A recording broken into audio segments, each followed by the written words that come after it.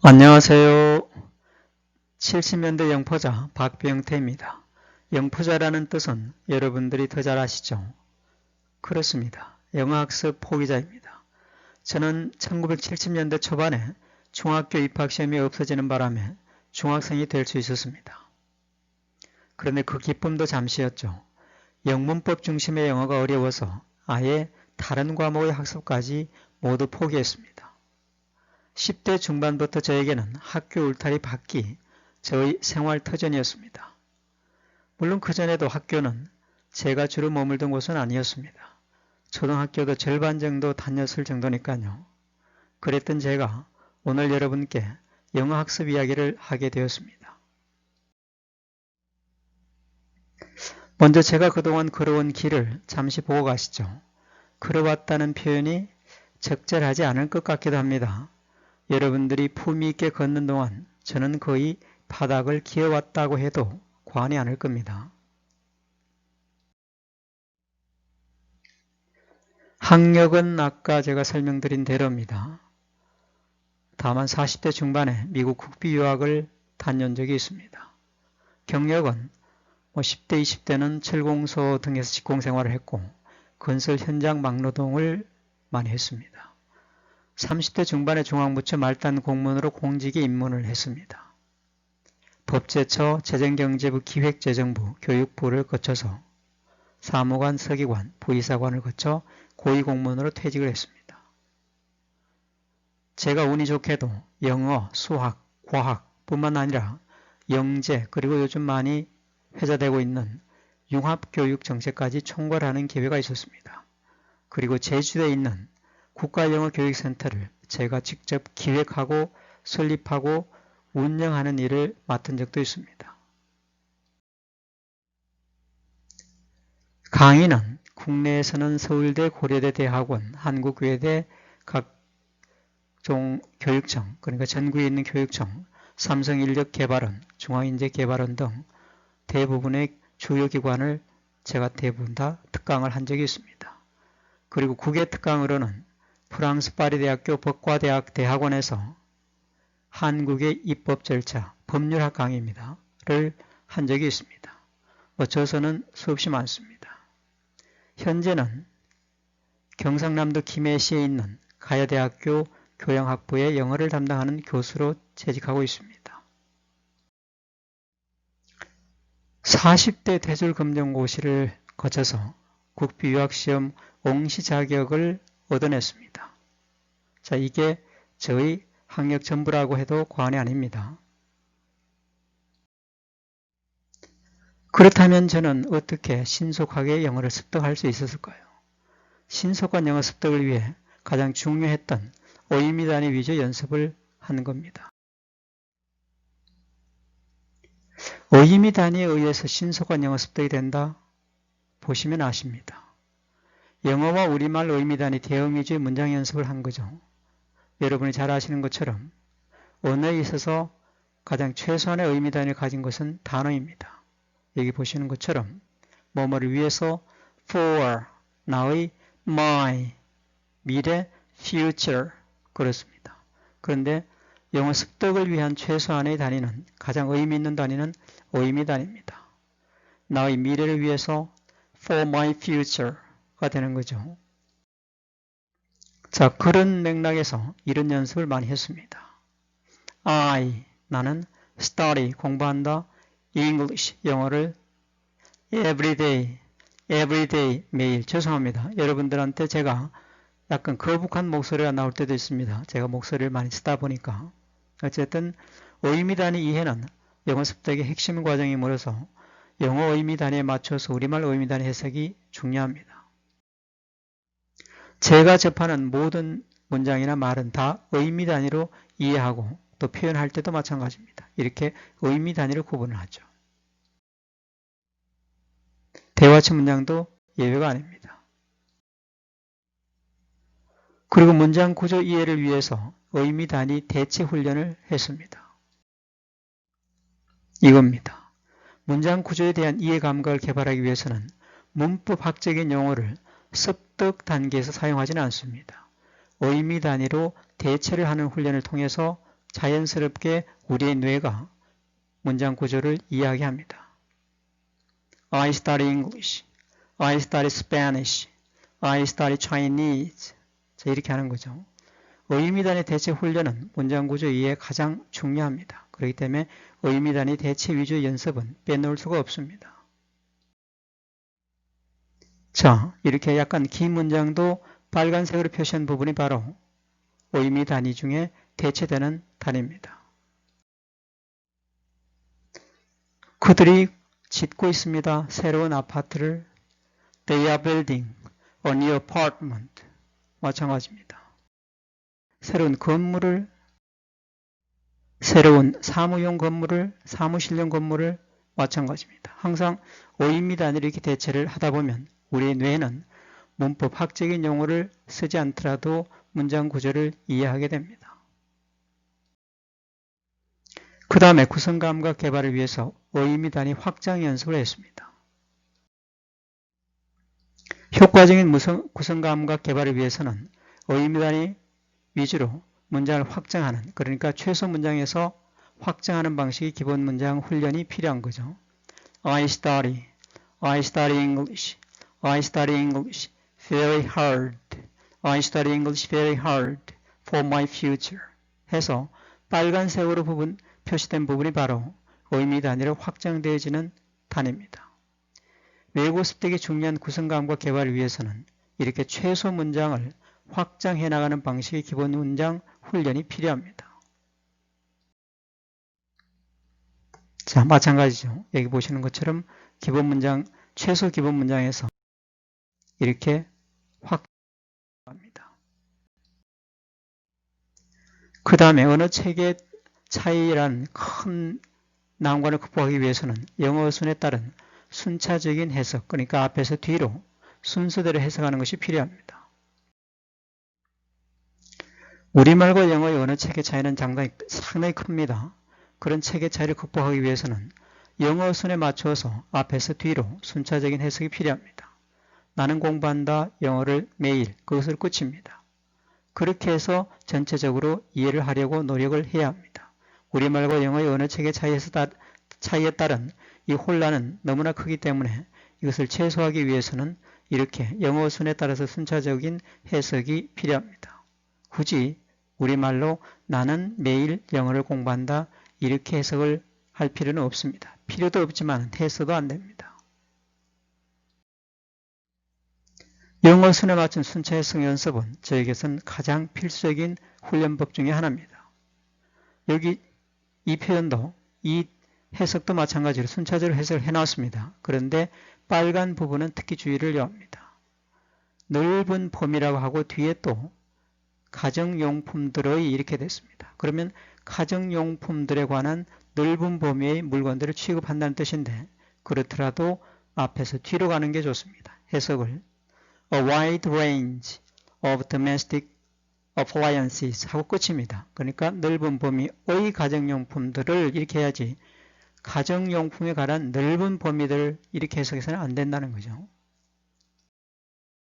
그 다음에 우리말 의미 단위 중심으로 기본 문장 연습을 했습니다. 모국어를 매개로 외국어를 습득하는 그런 특성을 고려해서 우리말 의미 단위 중심으로 기본 문장 연습을 했다는 것입니다. 여러분들은 잘 아시겠지만 여러분들이 잘 아시는 것처럼 영어를 영어로 하려면 초급 혹은 중급 정도에서 우리말이 개입되지 않고 영어로 이해하고 표현될 수 있을 때는 그게 영어를 영어로 하는 것이 가능합니다. 그러나 그전에는 오히려 효과가 크게 떨어집니다. 자, 여기 보시는 것처럼 나는 공부한다. I study. 나는 공부한다. 영어를 I study English. 매우 열심히 very hard. 나의 미래를 위해서 for my future. 자, 이처럼 모국어를 매개로 외국어를 습득하는 특성을 고려해서 한국어 의미 단위를 중심으로 기본 문장 연습을 한다는 겁니다. 마찬가지입니다. 저는 항상 대학에서 강의를 하든 어디에서 강의를 하든 우리말이 중심돼서 영어를 습득하게 합니다. 다 똑같습니다.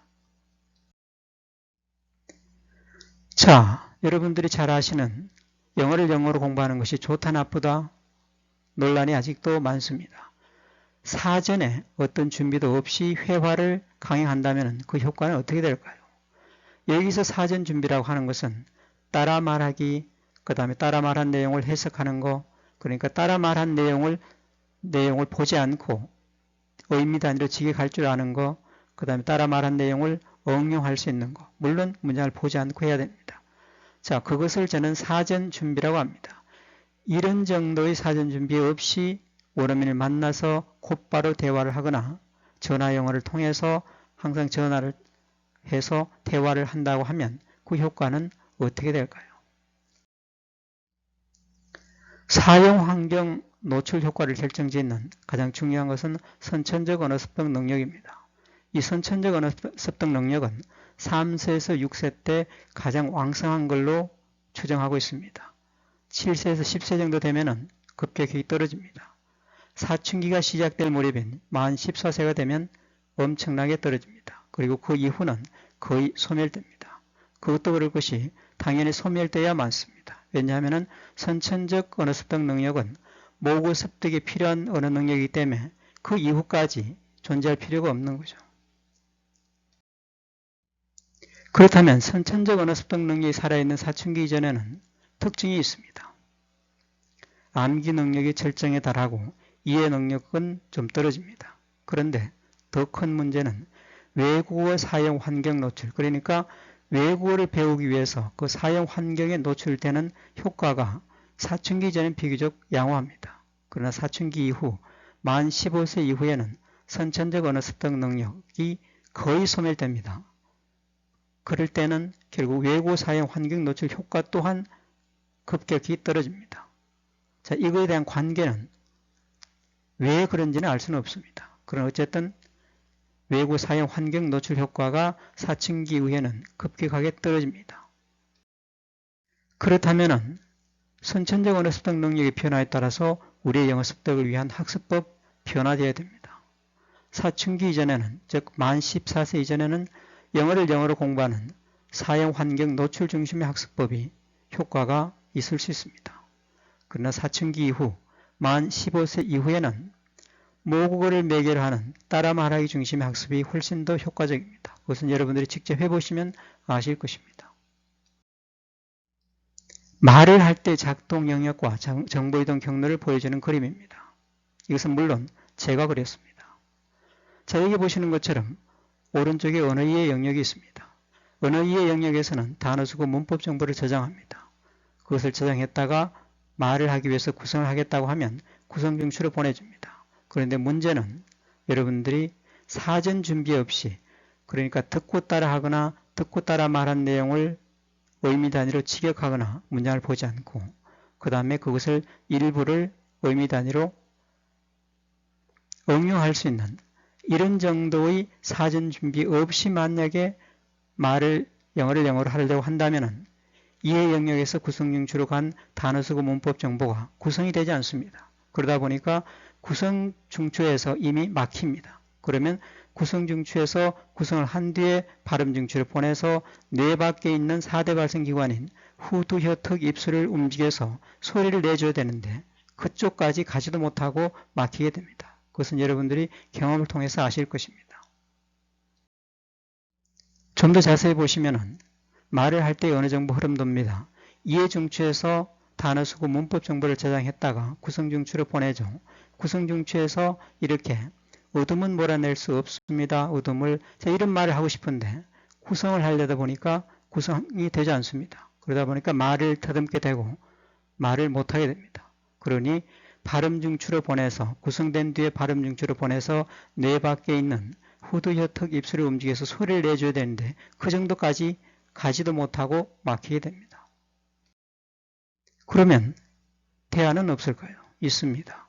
문장을 듣고 따라 말할 때의 작동 영역과 정보이동 경로입니다.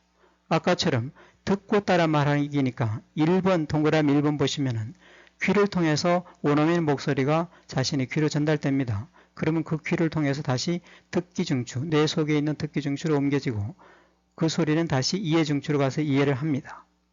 그리고 이해를 한 뒤에 구성 중추로 가서 귀로 들어왔던 원어민의 소리가 재구성된 뒤에 발음 중추로 보내집니다. 그런데 여러분들 경험을 많이 해보셨지만은 듣고 따라하기는 그 전에 뜻을 의미 단위로 해석을 해주고 그 다음에 듣고 따라하게 하면은 일사천리로 재구성할 수 있습니다. 그러니까 쉽게 따라 말할 수 있다는 거죠.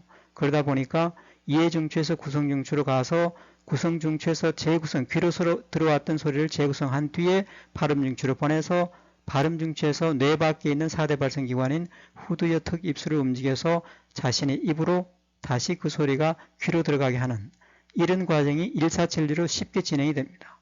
그렇다 보니까 먼저 듣고 따라 말하기 훈련을 충분히 한 뒤에 그 다음에 원어민과의 대화가 필요한 거죠. 마찬가지입니다. 동그라미 1번 보시면 귀를 통해서 저런 말들이 뇌 속으로 들어갑니다.